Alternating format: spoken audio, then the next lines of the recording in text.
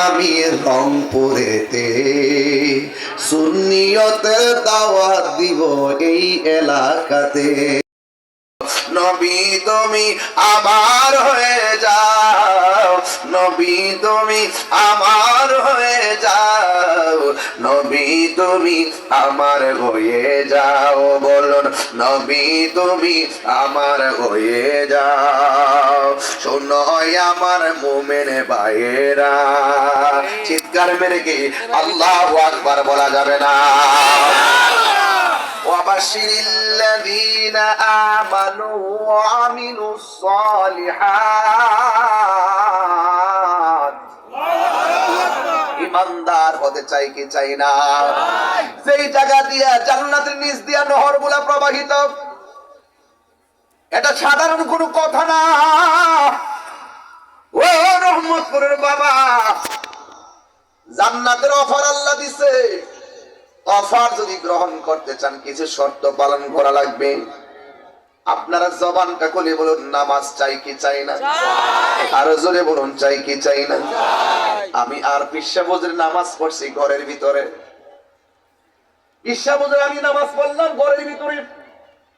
গাড়ি নিয়ে মাঠে আইসা আমার মনটা এত ভালো হয়ে গেছে, দেখলাম মাঠের মধ্যে জোহরের নামাজ চলতেছে, জামাতের সাথে নামাজ চলতেছে। মারহাবা জোরে কন্যা কেন? হায় হায়। এই জন্য ভাইয়ের আমার কিন্তু একটা ব্যথার কথা বলে দিয়ে যায়, কিছু কিছু পোলাপান দোকানপাটের মধ্যে ঘোরাফেরা করেছে। বাইরে এই মসজিদের মধ্যে জামাত হবে, মাঠের মধ্যে জামাত হবে, আমরা মুসাফির হিসেবে নামাজটা পরে ওখান থেকে ডাইরেক্ট এসেছি সময়ের দিকে খেয়াল করে। কিন্তু আমি যখন আইসা দেখলাম কিছু কিছু পোলাপান দোকানপাটে ঘোরাফেরা করে, আমার কাছে একটু হালকা কষ্ট লাগছে। বাইরে এই জিন্দিগিটা একদিন শেষ হয়ে যাবে, যে কোনো মুহূর্তে তোমার মরণ চলে আসতে পারে। তুমি জোহরের নামাজটা পড়ো নাই, আসরের নামাজের টাইমে পড়বে বলে এমন হতে পারে আসরের টাইমটা হওয়ার আগে মালাকুল মউত আজরাইল আপনার কাছে আসতে পারে কি পারে না? আরে হাত তুলে বলো পারে কি পারে না? আল্লাহু আকবার বলে। এই জন্য খেলায় খেলায় জীবন নষ্ট করে দিবেন না, খেলায় খেলায় জীবন ধ্বংস করে দিবেন না। ও বন্ধু বন্ধুরে আমার, আল্লাহরে প্রশ্ন করি, আল্লাহ তুমি যে আমরা জান্নাতটা দিবা, দলিলে পাইলাম জান্নাতের নিচ দিয়া নহর আছে, নহর নদী আছে। এই নহরের বাতাসগুলো আমাদের গায়ের মধ্যে লাগবে। ওকে ও আল্লাহ, বাতাস চামড়ার মধ্যে লাগলে শান্তি লাগে, পেটের ক্ষুধা তো আর ফ্যানের বাতাসে দূর হয় না। ওয়াজ বুঝেন? আমার ভাষা বুঝেন? ভাষা বুঝতেছেন আমার? সারাদিন ফ্যানের বাতাস গায়ে লাগালাম, এসিতে বসে রাখলাম, বসে থাকলে কি পেট ভরবে? তাহলে পেটের ক্ষুধা দূর করতে হবে খাবারের দ্বারা। কথা বলেন ঠিক কিনা? আল্লাহরে বলি আল্লাহ, আরেকটা ওয়াজে ফাঁকে একটা কথা বলি বাদল ভাই, যে আপনারা যারা একটু নগদ দান করছেন, নগদের বাইরে যারা একটু ভালো অঙ্ক টাকা দিতে পারেন, 2000 হোক, 5000 হোক, 10,000 হোক, আমাদের ছেলেরা আছে মাঝখানে একটা হাত তুলবেন, ওনাদের কাছে দিয়ে দিবেন, লেখাই খাতা কলম নিয়ে যাবে, দিয়ে দিবেন ইনশাআল্লাহ। এটা যেন আপনারা মাথায় রাখেন, ঠিক আছে? আর দান করলে বাজার লস নাই। একটা প্রতিষ্ঠান, এটা হুজুর আসছেন মতলব চাঁদপুর থেকে, উনি ফরাজগান্ধী ওয়াইসে দরবার শরীফের তিনি সাজ্জাদুল শীন মহান মুর্শিদ। তিনি আপনাদের এলাকা, ওনারা আব্বা হুজুর থেকে শুরু করে আজ থেকে প্রায় 55 বছর আগে, নাকি অনেক বছর আগে এখানে কি প্রতিষ্ঠান করছে। আপনি বুঝতে পারতেছেন তো? আল্লাহর ওলিদের চরণ যেখানে লাগে এই জায়গায় আলোকিত হয়ে যায়। কথা বলে কি হয়ে যায়? আলোকিত হয়ে যায়। এই জন্য এই এলাকার মাদ্রাসাটা এলাকা যেন রহমত, রহমত করে রহমত।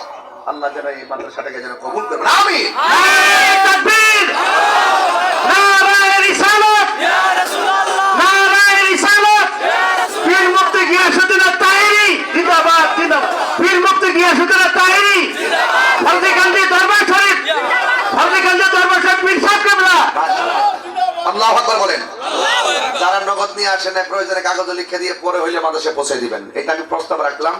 আর আমি মুসাফির মানুষ, আপনারা রাগ করবেন না। একটা প্রতিষ্ঠান একদিন না, স্বাধীনতা অর্জনের চেয়ে রক্ষা করা অনেক কঠিন। এই প্রতিষ্ঠান হুজুর কেবলার মায়ার নজরে হয়ে গেছে, এটা আপনারাই ধরে রাখবেন, আপনারাই পরিচয় করবেন, আপনারাই দান করবেন, আপনারাই পাশে থাকবেন। হুজুর এসে এসে আপনাদেরকে একটু দোয়া দিয়ে যাবে, মারহাবা বলে না কেন? এটা আল্লাহর ওলিদের নজর আছে না নাই? এটা আপনি মাথায় রাখবেন। ওলি আল্লাহরা এই দেশে এসেছেন, মসজিদ করার আগে খানকা করছেন। কথা কন ঠিক কিনা? ওরা খানকা করছেন, খানকার থেকে সুন্দর করে ধাপে ধাপে ধাপে ধাপে ঘরে ঘরে নামাজের সবক দিচ্ছেন। যখন মানুষকে দিনের দাওয়া দিতে পারছেন তখন তারা মসজিদ করেছেন। এভাবে তারা জান প্রাণ রিস্ক নিয়ে তারা এই সুন্নিয়তের খেদমত করেছেন, হকের খেদমত করেছেন। কথা বলেন ঠিক না বেঠিক? এই জন্য আপনারা কেউ রাগ করবেন না, যে যা পারেন ইনশাল্লাহ দিয়ে দিন। ইনশাল্লাহ আমি দেখতেছি মানুষ আসতে আছে, কখন যে আসা শেষ হইব আর কখন যে আমি ওয়াজ শুরু করবো এটি আমি বুঝতে পারতেছি না, আল্লাহই জানে। যাই হোক, অসুবিধা নাই।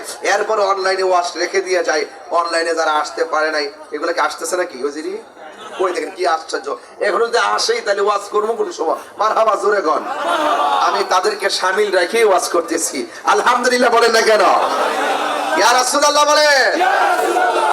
আমার যুবক ভাইরা, আমার মুরব্বী বাবাটিরা গো, আমার আল্লাহ রাব্বুল আলামিনকে প্রশ্ন করি, আল্লাহ আপনি বললেন ইমানদার হলে জান্নাতের মধ্যে নহর দিবেন, নিচে বাতাস লাগবে গায়ে।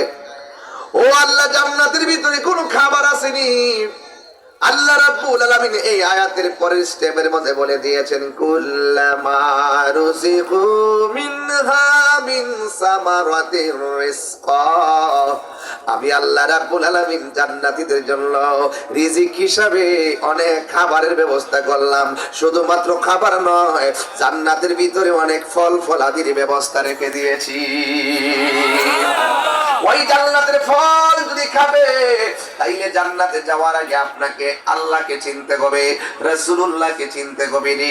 এই জন্য আমার আল্লাহরে আর একটা প্রশ্ন করি, আল্লাহ দুনিয়ার মধ্যে ফ্যানের বাতাস গায়ে লাগছে, দুনিয়ার মধ্যে জমিনের ফসল ফলায় ঘরে নিয়ে খাইছি, কিন্তু ঘরের ভিতরে আমাদের ভোগের জন্য, আমাদের আনন্দের জন্য আমাদের স্ত্রী ছিল।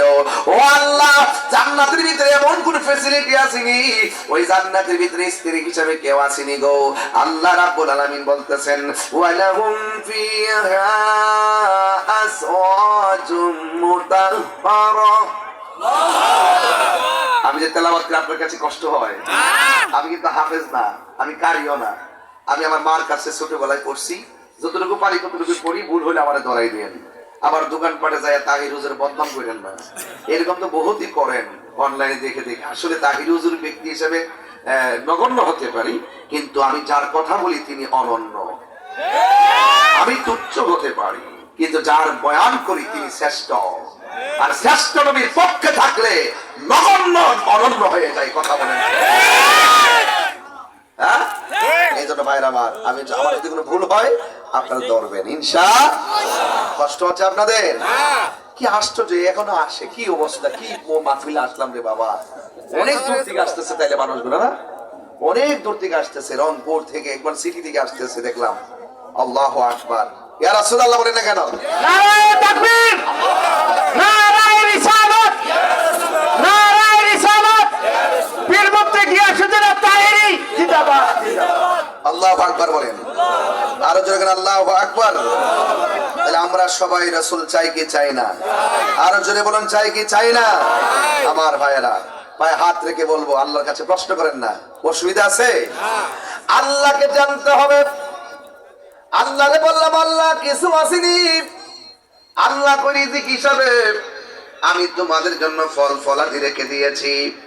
এবার আল্লাহরে বললাম, আল্লাহ জান্নাতের মধ্যে স্ত্রী আসেনি গো, জান্নাতের মধ্যে রমণী আসেনি। আল্লাহ রাব্বুল আলামিন বলে, আছে রে, আছে, কত পবিত্র রমণীর ব্যবস্থা আছে। আল্লাহ প্রত্যেকটা ইমানদারদেরকে এমন ভাবে 70 জন করে হাতে বেঁধে দিবেন, যাদেরকে জীবনে কেউ দেখে নাই, যাদেরকে জীবনে কেউ টাচ করে নাই, তারে হুর গুলারে আমার আল্লাহ ইমানদারের জন্য দিবেন। যাদেরকে জীবনে কোনো চোখ দেখে নাই, এদেরকে জীবনে কেউ টাচ করে নাই, ওরা এত সুন্দর। ও পৃথিবীর মানুষ, জান্নাতের হুর গুলো এত সুন্দর, যারা 70 রঙের কাপড় গায়ের মধ্যে লাগাবে, 70 রঙের জামা ফেট করে তাদের সৌন্দর্য দেখা যাবে। এদের হাতের নখ যদি দুনিয়াতে ছেড়ে দিত, মানুষ নিজের স্ত্রী ফালাইয়া ওই হুরের সৌন্দর্যের জন্য তারা ঘুরতো। এরা যদি থুতু ফেলতো, থুতুটা খাওয়ার জন্য মানুষ ঘুরতো, থুতুটাকে ধরার জন্য ঘুরতো। এমন সুন্দর রূপত পবিত্র রমণী জান্নাতের ভিতরে আল্লাহ রেখে দিয়েছেন। এখন বলবেন, হুজুর আমরা দুনিয়া দুনিয়ার স্ত্রী হাসরের মাঠে পাবনি। হ্যাঁ, আপনি অবশ্যই পাবেন।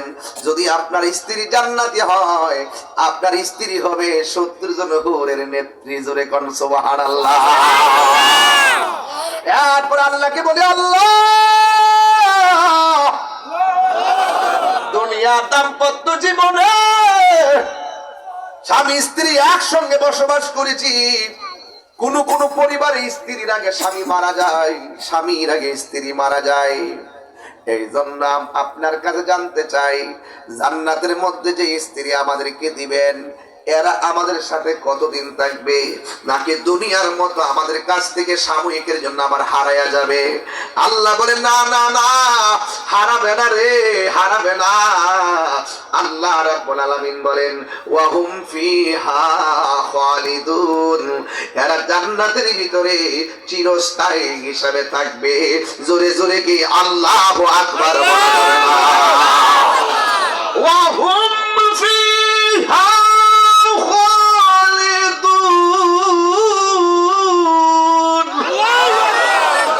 ঘোষণাকার, আর জবান খুলে ঘোষণাকার। এই জন্য যুবক, জান্নাতের মধ্যে নিয়ামতের কোনো অভাব নাই। এই জান্নাত পাইতে গেলে আল্লাহকে ডাকা লাগবে। আল্লাহ বলছেন, ইন্নাল মুত্তাকিনা মাফাজান হাদাইকা ওয়া আনাবা ওয়া কাওয়াইবা আতরাবা। জান্নাত যদি পেতে হয়, যদি আল্লাহকে ভয় করো, জান্নাতের ভিতরে আমার আল্লাহ এমন বাগান রেখেছেন, আঙ্গুর ফলের বাগান রেখেছেন, যেই আঙ্গুর ফলের বাগান আমার আল্লাহ মুমিনের জন্য ব্যবস্থা রেখে দিয়েছেন। সবটাইতে বড় কথা হলো, আমার নবী, আপনার নবী বলেছেন, ও উম্মতের দল, জবানটা হেফাজত রাখবা, হাত দ্বারা কাউরে কষ্ট দিও না, জবানের কথার দ্বারা কাউরে কষ্ট দিও না। মান সালিমাল মুসলিমুনা মিন লিসানিহি ওয়া ইয়াদিহি, জবান দ্বারা কষ্ট দেওয়া যাবে না, এই জবান দিয়ে সুদ খাওয়া যাবে না।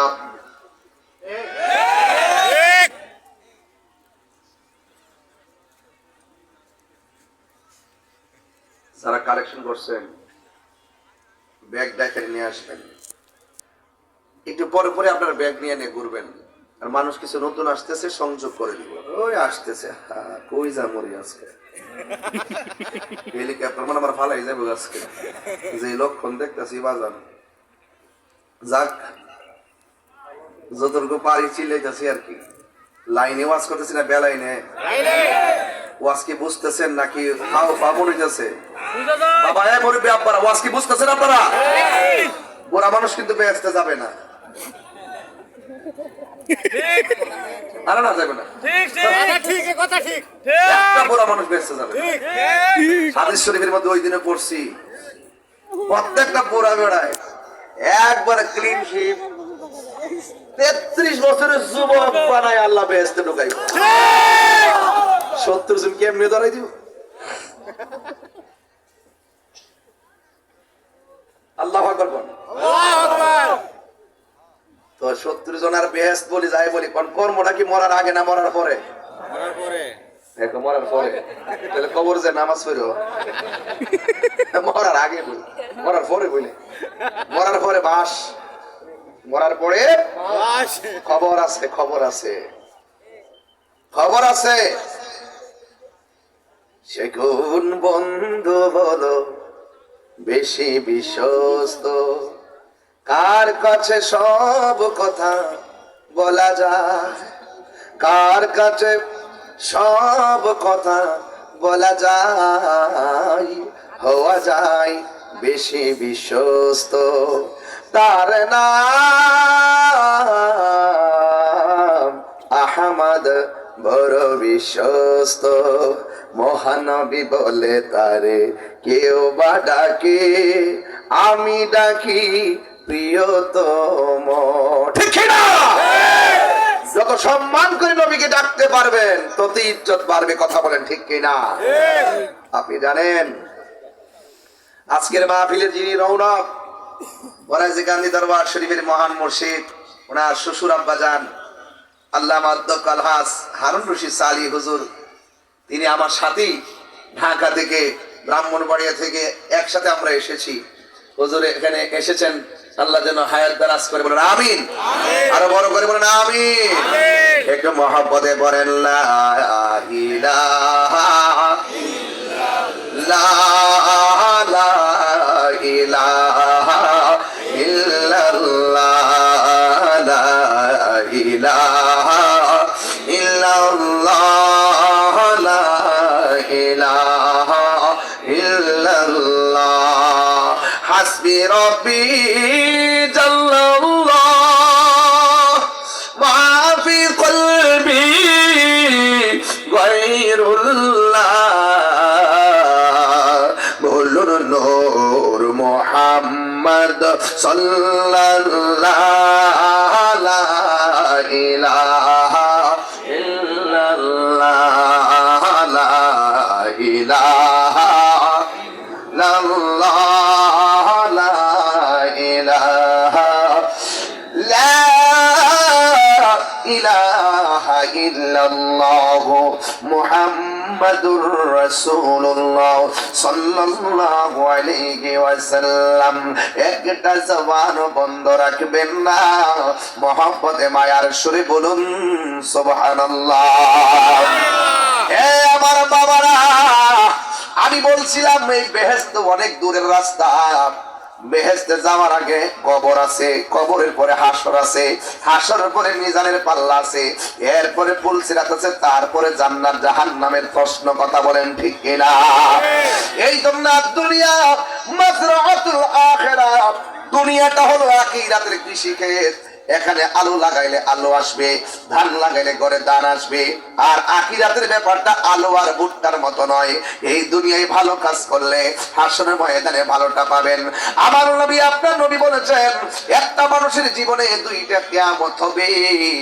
এর মধ্যে একটা কিয়ামত হলো যখন রহমত করে ঘরের মধ্যে আজরাইল চলে আসবে এই সময়টা সে বুঝবে কেমন কিয়ামত এমন একটা কিয়ামত হবে রে আজরাইলকে দেখা মাত্র আল্লাহু আকবার কেন আল্লাহকে দেখা মাত্র রোগগুলা টাস টাস করে ছিঁড়ে যাবে সে বুঝবে মরণটা কত কঠিন তার পাশে মা বাবা বসে থাকলে তারা বুঝবে না এ বুঝবে একমাত্র যার সামনে আজরাইল আসছে সাকরাতুল মউতের কষ্ট সে বুঝবে কেমন কষ্ট এছাড়া কেউ বুঝতে পারে না রে একমাত্র মরণের ঘাটে যে থাকে সে জানে কত কঠিন এই জন্য আমার নবী বলেন ওই সময়টা একটা কিয়ামত এটা হলো ব্যক্তিগত কিয়ামত এরপরে একদিন পৃথিবীটা লয় হয়ে যাবে একদিন পৃথিবীটা নিঃশেষ হয়ে যাবে এটা হলো সমষ্টিগত কিয়ামত কুল্লু মান আলাইহা ফান আল্লাহু ওয়া ইয়াবকা ওয়াজহু রাব্বিকা যুল জালালি ওয়াল ইকরাম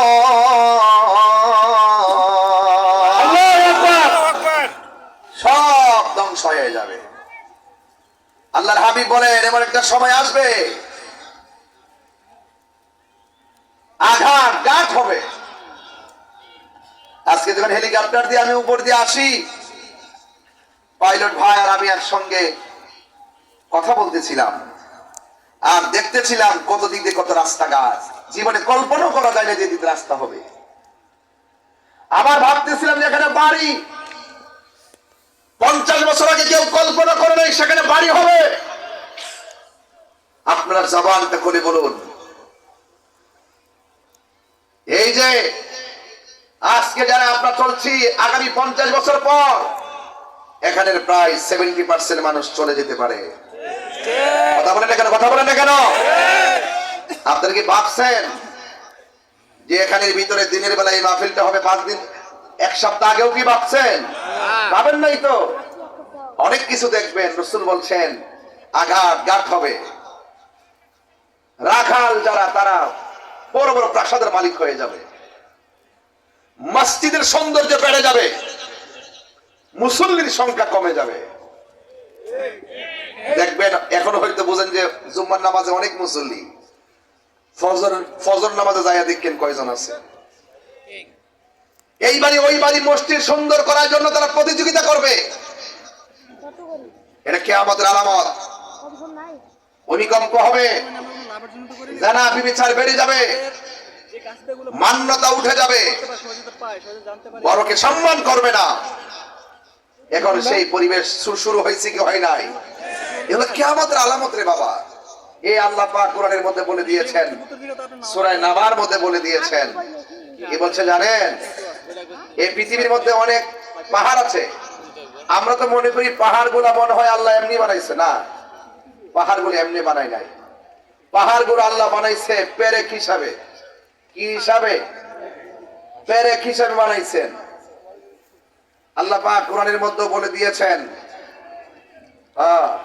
ওয়াল জিবালা আওতাদা, এই জমিনে যত পাহাড় আছে, পাহাড় দিয়ে আল্লাহ জমিনটারে পেরেক মারছে, এই জন্য জমিন নড়াচড়া করে না। ঘরের মধ্যে টিন যেমন করে একটা কাঠের মধ্যে স্ক্রু লোহা দিয়ে আটকায়া দেয় যেন বাতাসের টিনটাকে উড়াই নিতে না পারে, ঠিক আল্লাহ পাক ওই জমিনে বড় বড় পাহাড় দিয়ে জমিনটারে পেরেক মারছেন, এই জমিনটা যেন নড়াচড়া করতে না পারে। আল্লাহর হাবিব সাল্লাল্লাহু আলাইহি ওয়াসাল্লাম কিয়ামতের আলামত অনেকগুলো বলেছেন, কিন্তু আল্লাহ পাক কোরআনের মধ্যে বলছেন এমন একটা সময় আসবে এই পাহাড়গুলো আকাশে উড়ে যাবে। যখন কখন উড়ে যাবে? ওয়াতাকুনুল জিবালু কালহিনিল মানফুস, এমন একটা সময় আসবে পাহাড়গুলো তুলার মতো উড়ে যাবে। যখন পাহাড়গুলো তুলার মতো উড়ে যাবে তখন মানুষের অবস্থা কি হবে? ইয়াউমা ইয়াকুনুন নাসু কাল ফারাশিল মাবসুস, সেই দিন মানুষগুলো কীটপতঙ্গের মতন উড়ে যাবে। ধরুন না রংপুরের মানুষ উড়ে গিয়ে পটুয়াখালী পড়বে, মানুষ আপন জন থেকে ছিটকে যাবে। এরপরে জমিনের অবস্থা কি হবে? ইজা সুলসিলাতিল আরদু জিলজালাহা, তখন ওই জমিনের মধ্যে কম্পন তৈরি হয়ে যাবে। কথা বলেন ঠিক কিনা? এরপরে কি হবে? ওয়া আখরাজাতিল আরদু আসকালাহা, জমিনের নিচে যত বোঝা আছে সব বোঝা বমি করে দিবে, বের করে দিবে। এখানে দুইটা তাফসীর পড়েছি আমি এই আয়াতের। এক তাফসীরে পড়েছি যে আখরাজাতিল আরদু আসকালাহা, জমিন তার বোঝাগুলো বের করে দিবে কিয়ামতের সময়ের মানে কি? একটা তাফসীরে পেয়েছি আল্লাহ পাক যত নিয়ামত উপরে দিয়েছেন তার চাইতে হাজার গুণ নিয়ামত মাটির নিচে দিয়েছেন। আর বড় করে বলেন না সুবহানাল্লাহ। জমিনের নিচে তেলের খনি, গ্যাসের খনি, কয়লার খনি, যতগুলো খনি আছে সব খনিগুলো বেরিয়ে যাবে। আর এক তাফসীরের মধ্যে পড়েছি জমিনের নিচে যতগুলো মানুষকে দাফন করা হবে, জমিনের মানুষগুলো নিচ থেকে উপরে বের করে দেওয়া হবে। তখন মানুষের অবস্থা কি হবে? মানুষের অবস্থা হবে এমন, আল্লাহর হাবিব বলতেছেন ওই সময়, একটা এটাতে কিছু গজল আছে না আমার হুজুরের গজলগুলো, একটা ওই যে ওই অগমর পিয়ারের গজল লাগে দেখো, এই গজলের বইটার সময় নিবেন। আমি ওয়াদের মাঝে মাঝে বলতেছি কেন, যদি আমি সপ্তাহে আসতাম, কিছু অংশ কথা রেখে যাইতাম, পরের সপ্তাহে এসে বলতাম। যেহেতু আমি খুব বেশি আসতে পারবো না, এই জন্য এক ওয়াদের ভিতরে অনেক ভ্যারাইটিস কথা ঢুকাবো, এদের আপনারা কি কষ্ট নেবেন না। এই গজলের বইটা আল্লামা শাইখ সৈয়দ ডাক্তার মনজুর আহমদ ওয়াইসি রেফাই হুজুর কেবলা রহমাতুল্লাহ আলাইহি, তিনি নিজের হাতে যে গজলগুলো লিখেছেন, যে কাসিদাগুলো লিখেছেন, এই কাসিদার বইটা আপনারা, এটা কত করে এগুলা? 150 টাকার হাদিয়া। এটা নিয়ে যাবেন। আপনি যদি আপনার আম্মাকে তো জীবনে অনেক টাকা দিয়েছেন মনে হয়, কিন্তু ছেলেরা তো মার হাতে টাকা কম দেয়, বউর হাতে বেশি টাকা দেয়। হুজুর 100, বইয়ের দাম 100 দেব। 100 দিবা? শুধু তোমার জন্য? ঠিক আছে, ঠিক আছে, আচ্ছা তোমার জন্য। অনেক ভালো প্রিন্টিং তো, যাই হোক অসুবিধা নেই, নিয়ে যাও। তো যাই হোক, এটার ভিতরে অনেক কাসিদা আছে। আপনার আম্মাকে যদি এই বইটা দেন, আমার মনে হয় আপনার আম্মা সবচেয়ে বেশি খুশি হবে যে বাবা তুমি যাই দিছো না দিছো, একটা সিডি দিছো, একটা প্রেম দিছো। কথা কন ঠিক কিনা? পাইছো গজলটা পাইছো? গজলটা বের করে দিয়ে আমি বলতে হবে গজলটা, এটা আমার খুব প্রিয় গজল, ছাত্র জীবনের গজল। বলে না মারহাবা?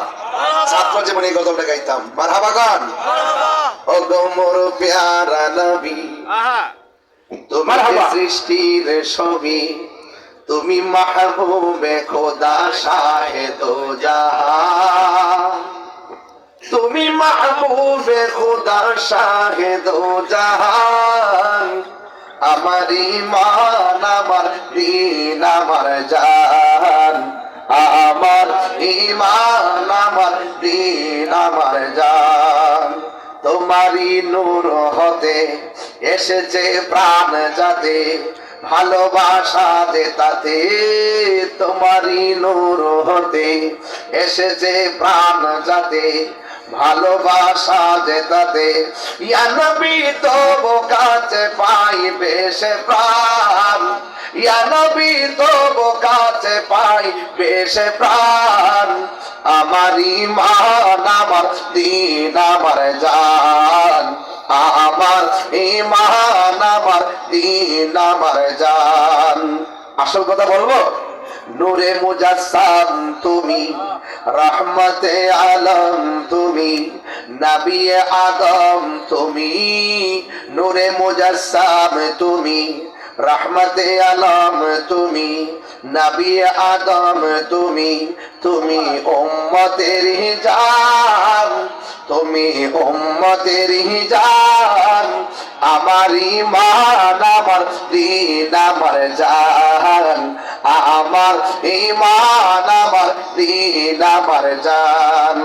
ভালো যে বাসো তুমি, সুবহানাল্লাহ কয় রে, আরো বড় করে বলেন না সুবহানাল্লাহ কয় না। ভালো যে বাসো তুমি, মরণের পাশে তুমি, কবরে আসো তুমি, ভালো যে বাসো তুমি, মরণের পাশে তুমি, কবরে আসো তুমি, তোমারই ভালোবাসা মুমিনের ঈমান, তোমারই ভালোবাসা মুমিনের ঈমান, আমার ঈমান আমার দ্বীন আমার জান, আমার ঈমান আমার দ্বীন আমার জান। ওগো মোর প্যারা নবী, তুমি যে সৃষ্টির ছবি, তুমি মাহবুবে খোদা শাহে দো জাহান, তুমি মাহবুবে খোদা শাহে দো জাহান, আমার ঈমান আমার দ্বীন আমার জান, আমার ঈমান আমার দ্বীন আমার জান। আল্লাহু আকবার।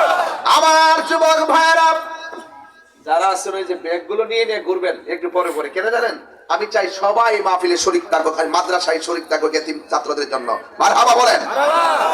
আমার যুবক মা বোনদের প্যান্ডেলও যাবেন ইনশাআল্লাহ। আমার যুবক ভাইরা, আল্লাহ রাব্বুল আলামিন সুবহানাল্লাহ সুবহানাল্লাহ বলতেছেন কি জানেননি? ও আখরাজাতিল আরদু আসফালাহা, জমিন তার বোঝাগুলো বের করে দিবে। ও যুবকের দল, শুধুমাত্র তাই নয় রে, আল্লাহ রাব্বুল আলামিন কোরআনের মধ্যে বলে দিয়েছেন সেই দিন পৃথিবীটা এমন ভাবে নড়াচড়া করবে, এই পৃথিবীটা এমন ভাবে নড়াচড়া করবে, যখন জমিনটা কম্পিত হয়ে যাবে। আমার নবীর এই কম্পনটা বুঝাইতে যাইয়া আমার নবী বলেছেন ওই দিন পৃথিবীটা এমন ভাবে কম্পন দিবে, ওই মুহূর্তে কিছু কিছু মহিলা 3 মাসের গর্ভবতী থাকতে পারে, ওই সময় কিছু কিছু মহিলা 5 মাসের গর্ভবতী, 6 মাসের গর্ভবতী, 7 মাসের গর্ভবতী। ওই মুহূর্তে জমিনটা এমন ভাবে কাঁপতে থাকবে, ওই জমিনের মধ্যে 6 মাসের বাচ্চাটা ডেলিভারি হয়ে মাটির মধ্যে রক্তাক্ত হয়ে পড়ে যাবে, 3 মাসের বাচ্চাটা রক্তাক্ত হয়ে ডেলিভারি হয়ে যাবে, 7 মাসের বাচ্চাটা ডেলিভারি হয়ে সন্তানটা জমিনে পড়ে যাবে।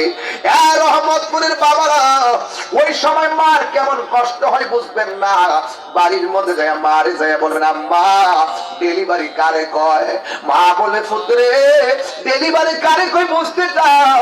ডেলিভারির সময় মনে হয় আমার জীবনটা মনে চিরদিনের জন্য আজকে চলে যাবে, মৃত্যুর ঘাট থেকে আমি ফিরে আল্লাহ আমাকে এনেছে বলে হেসেছি, আল্লাহ এনেছে বলে আমি কথা বলতে পেরেছি। পৃথিবীর প্রত্যেকটা মা ডেলিভারির সময় পুরো কষ্ট। আমার নবী আপনার নবী বলেছেন ডেলিভারির কেসে যদি কোনো মহিলা মারা যায়, আমার আল্লাহ রাব্বুল আলামিন ওই মহিলাটাকে শাহাদাতের মর্যাদা দিয়ে দিবে। এই জন্য আমার মা, এখানে যতগুলা পুরুষ আজকে আসছেন, হোক মুরব্বী হোক পোলাপান, প্রত্যেকটা মানুষ কিন্তু আমরা মার জঠরে ছিলাম, প্রত্যেকটা পোলাপান কোন মার পেটের মধ্যে ছিলাম। 10 মাস 10 দিন তোমার মা আমার মা কত কষ্ট করে আপনার পেটের মধ্যে ধারণ করছে। আমার আল্লাহ বলে ইজাজুল জিলাতিল আরদু জিলজালাহা। ও বন্ধু, জমিনে কাঁপাকাঁপির কারণে পেটের থেকে সন্তানটা ডেলিভারি হয়ে যাবে, বুঝতেছেন নি জমিনটা কেমনে কাঁপবো। আমি পায়ের মধ্যে দইরা বইলা দিয়া যায়, ওর রহমতপুরে আর আসতে পারি আর না পারি, জীবনে কিছু করেন আর না করেন, মা হার মনে কোনোদিন কষ্ট দিয়েন না, বাবা হার মনে কোনোদিন কষ্ট দিয়েন না। এই মা, ও মা, মাগো, আপনার সন্তানটাকে রহমতপুরে আল আমিন, রহমতপুর নেদায়ে ইসলাম আল আমিন এতিমখানায় ভর্তি করায় দেন। আমার বিশ্বাস এই মাদ্রাসায় অধ্যয়ন করলে এই সন্তান কোনোদিন আপনার গায়ে কষ্ট দিবে না, আপনার সঙ্গে খারাপ ব্যবহার করবে না। এই সন্তান আশিকি হয়ে যাবে, এই সন্তান নবীর পাগল হয়ে যাবে। কথা বলেন ঠিক কিনা? বন্ধু, কোন ভাষায় ওয়াজ করলে আজকের ওয়াজটা বাড়িতে নিবেন? আজকে ওয়াদা করেন জীবনে কোনোদিন বাবাকে কষ্ট দিব না। এই বাবার কথা কেউ কয় না রে। এই বাবা জীবনে খালি ব্যাগ নিয়ে বাজারে গেছে, পকেটের মধ্যে টাকা ছিল না, মানুষ থেকে ধার করে করে বাজার করে করে আমাদের জিব্বার দিকে তাকায়া বাবা বাজার করেছে, আমাদের মুখে হাসি ফুটাইছে। এমন কষ্ট, পুরুষের জীবনটা এত কষ্ট, এই কষ্টের ব্যাখ্যা অনেকে জন্য এত কষ্ট করেছেন, এই ব্যাখ্যা বোঝানো যাবে না। এই জন্যই তো আমি তাহিরি 6 বছর আগে আমার বাবাকে হারাইছি। আমি জানি বাবা হারা ব্যথা কত, আমি জানি বাবা হারা ব্যথা কত, আমি জানি বাবা হারা ব্যথা কত। ও বন্ধু রে বন্ধু, ও বন্ধু রে, বাবা হারা ব্যথা কত জানো নি? বাপটা এমন একটা বড় বৃক্ষ, যে ছায়ার মধ্যে গেলে আর ক্লান্তি লাগে না, যে ছায়ার মধ্যে গেলে কোনো ভয় লাগে না। ওই বাপটা যার কবরে চলে গেছে সে জানে বাবা হারা ব্যথা কত। এই জন্য আমি প্রায় মাহফিলের মধ্যে বলি বাবার গজল, বাবা গো বাবা, বাবা গো বাবা, বাবা তুমি কেমন আছো ছোট্ট মাটির ঘরে, তোমার কথারই হৃদয় মাঝে পড়ছে বারে বারে।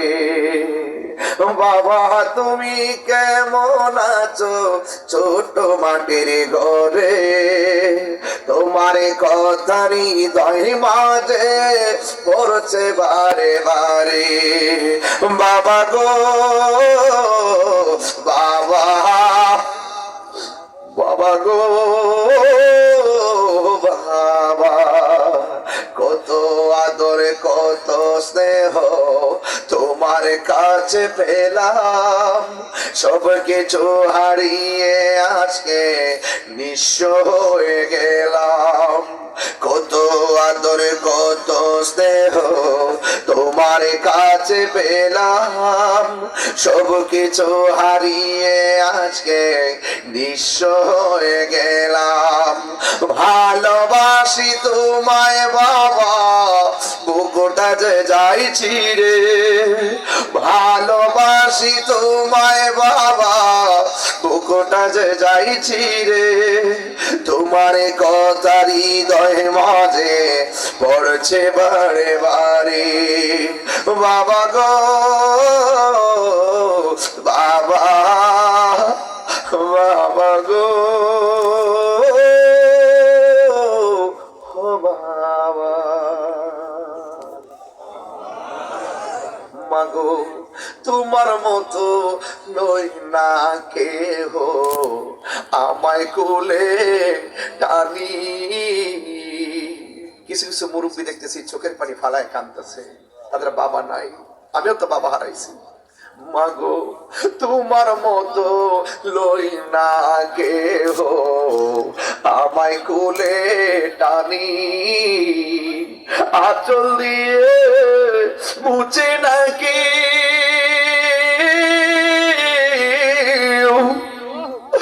আঁচল দিয়ে মুছে নাকি আমার চোখের পানি। হায়রে মা জননী আমার, হায়রে মা জননী মাগো, হায়রে মা জননী আমার, হায়রে মা জননী আমি কেমন করে দেব মাটি